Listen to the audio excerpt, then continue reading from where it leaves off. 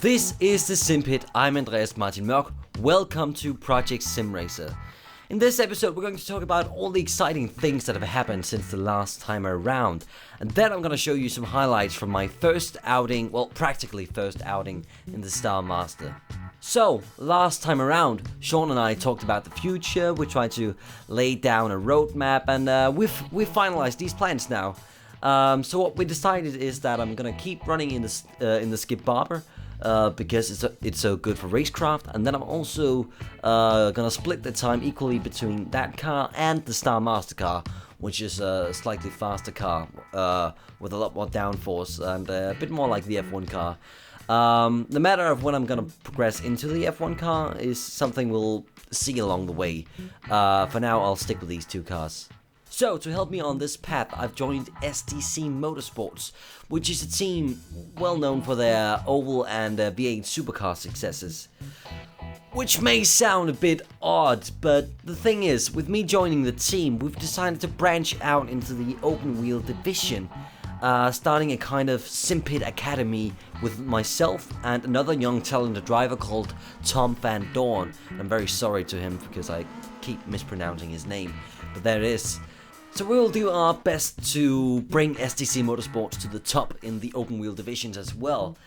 One thing though, a good driver needs to be able to adapt in the ever-changing world of motorsports, which is why we've also dabbled with slightly different cars like the HPD and radically different cars like the V8 supercar.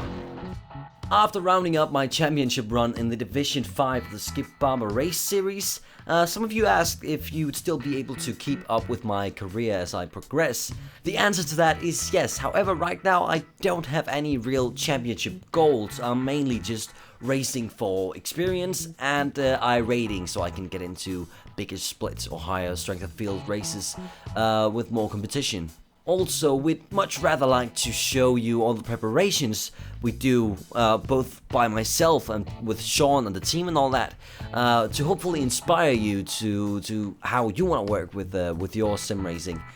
So that's what we're gonna mainly do in these videos. However, don't despair if you still want to keep up with my actual racing, because we have some options for you there as well. First of all, I'm currently racing in two private leagues, the first one being the AOR Pro Master Championship, and the next one being the Skip Barber 2K World Cup.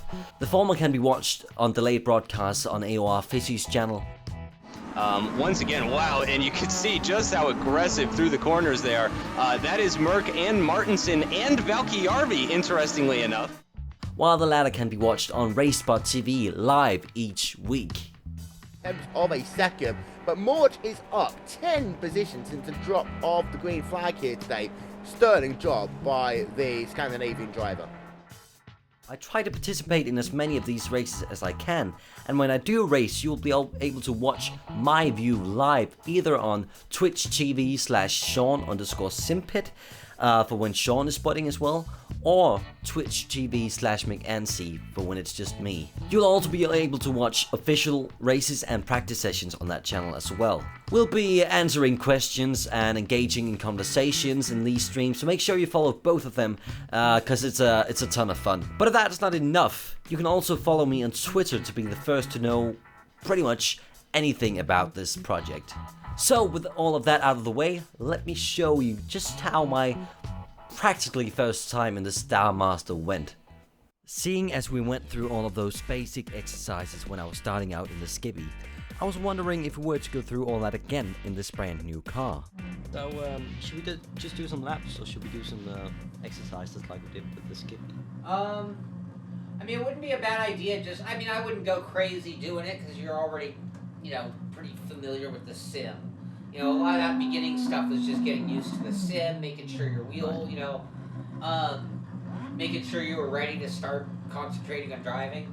So yeah, I would take a little bit of time, but I wouldn't take a lot of time, but it's a good idea to jump on the brakes really hard. At a moment where you're not trying to make the corner, just to see how far, and then doing the same thing at a corner and then not necessarily focusing on the turn in as much as, if I broke at the 3, how quick am I at turn in-ish speeds, Right. Because I can push the brakes pretty hard on a straight line. Right? Yeah. I've noticed. This car is phenomenal braking. I mean, now you're getting into, you know, you have a combination of things. You have the slick tires. They're much larger than the tires on the Skippy. You got a lot of downforce working for you. You know, the braking comes in strong very quickly and really rapidly. So I'd already tried out Laguna Seca, but I was still very new to the track at the time, so Sean showed me around while he was getting warmed up in the car as well. I mean, I can tell you what I know about Laguna. I mean, there will be a few distinct differences between certain cars. Yeah. But, you know, this one I usually brake at that white line at the 2.5 mark in most cars. Yeah. Some cars, this corner up here is just a lift. Sometimes it's a little bit of a brake. Some cars need a downshift, some don't. They all need gas on exit to get out of the corner though. Yeah. Most cars you gotta brake a little before the flat.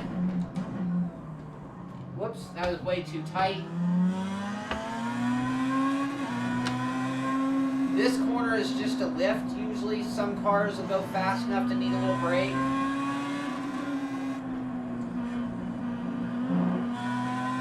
And obviously getting out of the final corner is the most important exit of the race. You gotta make the apex, you gotta use the runoff, and you gotta get everything, you know, because it's everything to a lap time here.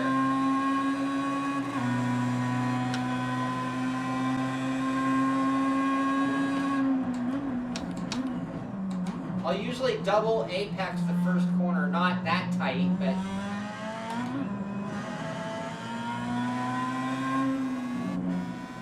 Before even thinking about setups, we made sure I was running fairly consistently, so Sean made sure to adjust my driving as we went. After that, we started to test out the baseline setups and debated whether to choose high, medium or low downforce.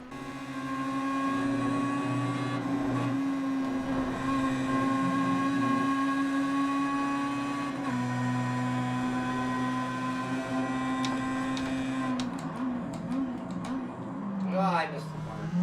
Alright, Andreas, you're going to want the low setup, the low downforce. Okay.